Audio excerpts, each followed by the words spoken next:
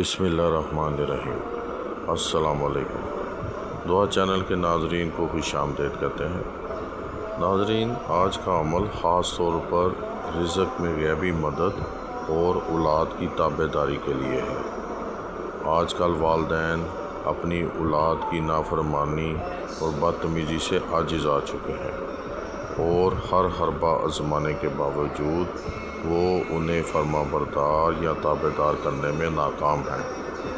اسی کے ساتھ ساتھ والدین کے وسائل بھی محدود ہیں، جس وجہ سے بھی وہ اپنی اولاد سے طعنے سنتے رہتے ہیں اور جائز خواہشات کی عدم تکمیل کی وجہ سے بھی گھریلو ماحول ناخوشگوار رہتا ہے اور بے برکتی رہتی ہے، جس وجہ سے بھی گھریلو ماحول ناخوشگوار رہتا ہے اور آپس میں ایک کشیدگی سی رہتی ہے۔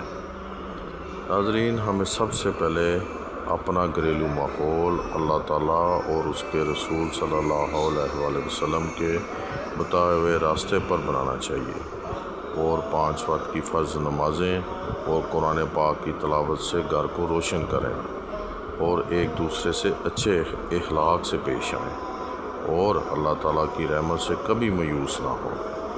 یہ مختصر سا عمل رزق میں غیبی مدد، رزق کی فراوانی اور اولاد کی تابع داری کے لیے مجرب عمل ہے۔ آپ عمل نوٹ فرمائیں۔ آپ نے ہر نماز کے بعد 3 مرتبہ سورہ فاتحہ اول اور آخر درود شریف کے بعد پڑھ کر پانی پر دم کر دینا اور اسے آپ بچوں کو بلا ناغہ پلائیں، صبح دوپہر شام پلائیں اور اسے زندگی بھر کا معمول بنا لیں۔